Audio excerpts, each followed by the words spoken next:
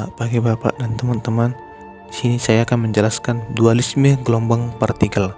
Sebelum saya menjelaskan dualisme gelombang partikel, terlebih dahulu saya memperkenalkan diri saya. Nama saya Mangasih Holong Rejekukgu, NIM 4192421013. Baiklah, langsung kita mulai saja. Dualisme gelombang partikel. Hipotesis de Broglie. Perilaku cahaya seperti partikel atau berlaku seperti partikel didukung oleh hipotesis Planck mengenai kuantitasi osilator harmonik, teori kuantum Einstein tentang cahaya, dan teori hamburan kuantum. Secara teori dinyatakan bahwa cahaya dipancarkan dalam waktu terbatas sebagai paket gelombang dan interaksi dengan materi yang dinyatakan dalam indeks bias. Selain teori gelombang, juga dikenal teori korpuskuler yang menganggap cahaya sebagai partikel. Pada awal perkembangannya, teori korpuskuler ini tidak didukung oleh fenomena alamiah yang dapat diamati dalam kehidupan sehari-hari, sehingga tidak populer pada konsep fisika klasik. Namun, pada perkembangan fisika modern, ternyata teori korpuskuler dapat digunakan untuk menjelaskan efek listrik dan efek kuantum. Perlu diingat bahwa untuk menjelaskan efek kuantum, ilmuwan harus menganggap bahwa cahaya memiliki energi yang terkonsentrasi seperti halnya partikel walaupun tidak memiliki massa. Pendapat karakteristik cahaya dalam sistem makro atau mikro sebagai gelombang yang didasarkan pada teori Maxwell ternyata tidak tepat. Sebagai gelombang yang didasarkan pada teori Maxwell ternyata tidak dapat. Hal ini dikarenakan foton sinar X yang menumbuk elektron bertindak seperti partikel. Ternyata ada beberapa gejala fisika yang hanya dapat diterangkan dengan menganggap bahwa cahaya untuk berlaku seperti gelombang, dan beberapa gejala fisika lain yang harus menjelaskan perilaku cahaya sebagai atau seperti partikel. Jadi cahaya memiliki dua pilihan sehingga diperkenalkan istilah dualisme cahaya. Berangkat dari pemahaman bahwa cahaya memiliki sifat partikel dan gelombang, atau cahaya memiliki sifat partikel atau cahaya memiliki sifat gelombang, dan berangkat dalam ada sebuah pertanyaan, bagaimana cahaya jika ketika bergerak dia memiliki sifat apa? Apakah sifat partikel atau sifat gelombang? Nah, dari pertanyaan itu, Louis de Broglie mencoba melihat kemungkinan berlakunya paham dualisme untuk partikel seperti elektron, proton, neutron, dan sebagainya. Pemikiran de Broglie terkait dengan fenomena dualisme cahaya yang dianalogikan dengan dualisme partikel gelombang, yaitu bahwa partikel seperti elektron juga memiliki sifat gelombang. Pemikiran dituangkan dalam disertasi doktoralnya pada tahun 1924 yang mengkaji teori dualisme dengan menganalisis persamaan yang telah dirumuskan oleh Einstein untuk foton, yaitu E sama dengan hf. Menurut de Broglie, sebuah partikel yang memiliki momentum jika dipandang sebagai gelombang akan memilih panjang gelombang yang dinyatakan dengan persamaan lambda sama dengan h per v atau tetapan Planck per momentum. Persamaan tersebut dapat juga dinyatakan sebagai berikut. Tetapan Planck sama dengan momentum per lambda sama dengan massa kali kecepatan per lambda.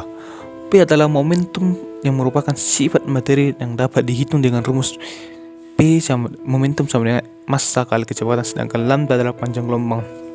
Nah, panjang gelombang ini disebut panjang gelombang de Broglie.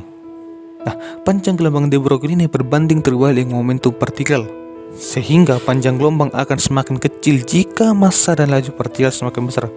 Nah, menurut de Broglie, partikel dengan massa m yang bergerak dengan kecepatan v kemungkinan memiliki sifat gelombang dengan panjang gelombang yang sesuai.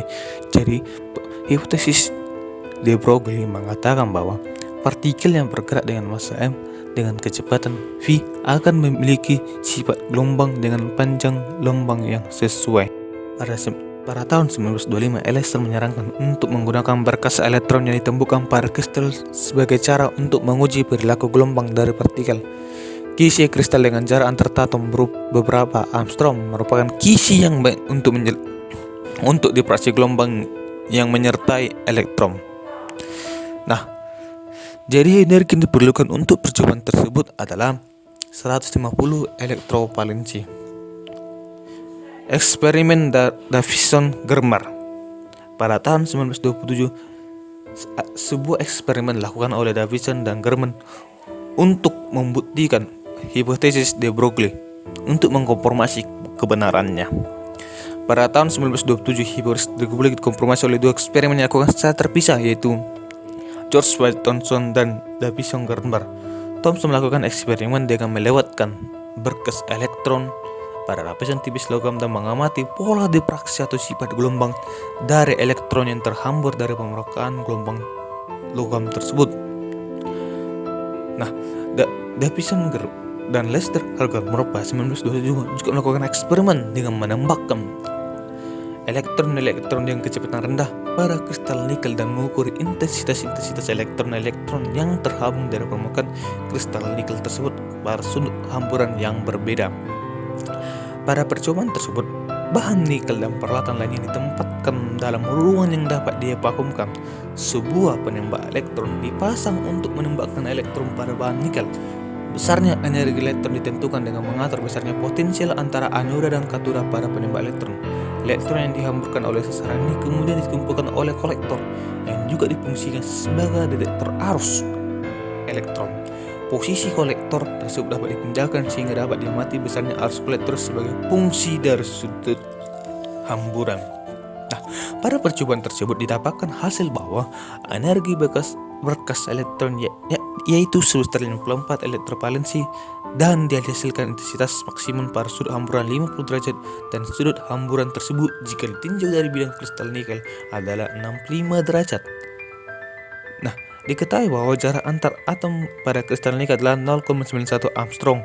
Maka, menurut difraksi Bragg dapat ditentukan panjang gelombang berdasarkan persamaan 2D sin theta sama dengan N kali lambda dengan N sama dengan 1, 2, 3.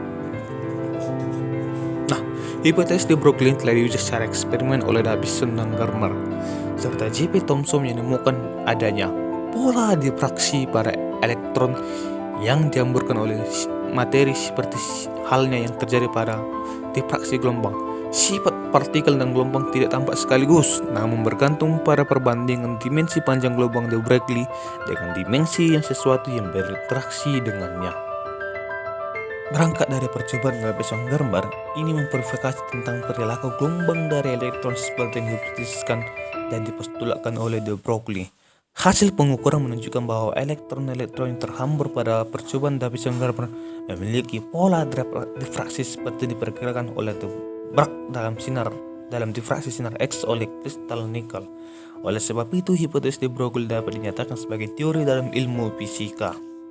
Nah, paket gelombang.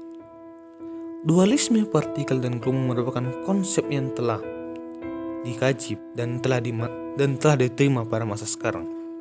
Nah, perbedaan utama gelombang dan partikel yaitu dilihat dari lokalisasinya atau cakupannya. Gelombang menepati ruang yang luas, sedangkan partikel terbatas. Cara melakukan rekonsiliasi antara kedua konsep tersebut yaitu dengan cara melokalisasi gelombang menggunakan konsep paket gelombang. Nah, paket gelombang adalah sebuah gelombang yang berada pada daerah tertentu yang terbatas. Paket gelombang dapat dibentuk dengan memadukan beberapa gelombang yang memiliki amplitudo dan bilangan gelombang yang berbeda. Berangkat dari kajian yang mengatakan bahwa cahaya memiliki sifat gelombang dan partikel. Nah, kita akan membahas selanjutnya yaitu prinsip ketidakpastian Heisenberg. Nah, bagaimana yang dimaksud dengan ketidakpastian Heisenberg? Kita akan membahasnya sekarang.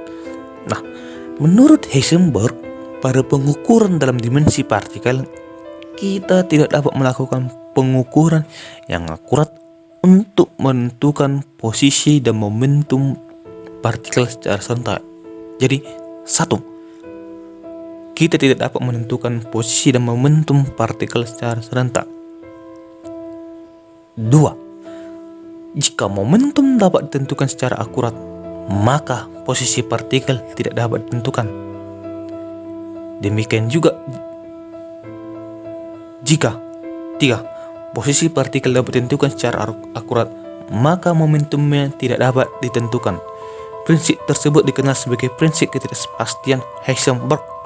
Prinsip ini menyatakan bahwa hasil pengukuran untuk menentukan posisi dari dan momentum partikel mengandung ketidakpastian.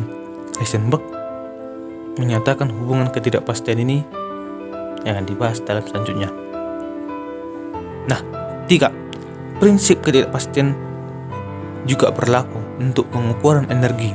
Berdasarkan persamaan energi E sama dengan ketetapan Planck kali frekuensi, dapat dinyatakan bahwa perubahan energi sebanding dengan perubahan frekuensi, atau delta E sama dengan H kali delta F sama dengan H per delta T.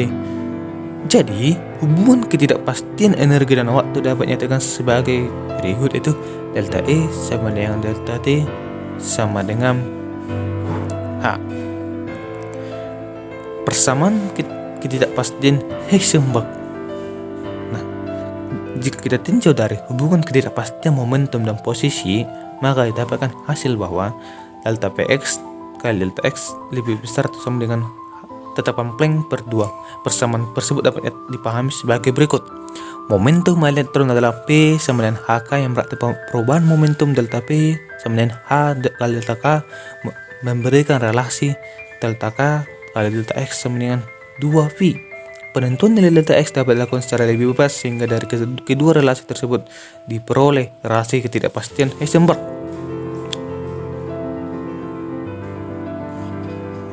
Nah, selanjutnya, pernyataan matematik ini dinamakan prinsip ketidakpastian Heisenberg, yang mengandung makna bahwa ketidakpastian pengamatan momentum delta Ps dan pengamatan posisi delta x tidak lepas dari satu sama lainnya.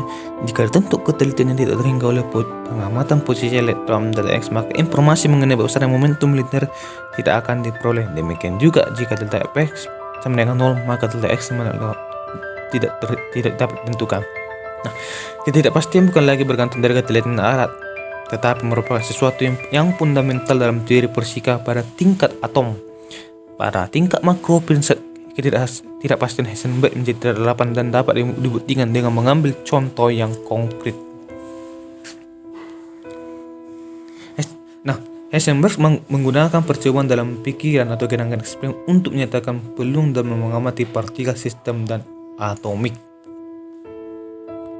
Kesimpulan, dualisme cahaya adalah dua macam sifat cahaya, yakni yang pertama, cahaya berperilaku sebagai gelombang, dan beberapa kejadian fisika fenomena yang terjadi dapat dijelaskan dengan menganggap cahaya berperilaku sebagai gelombang.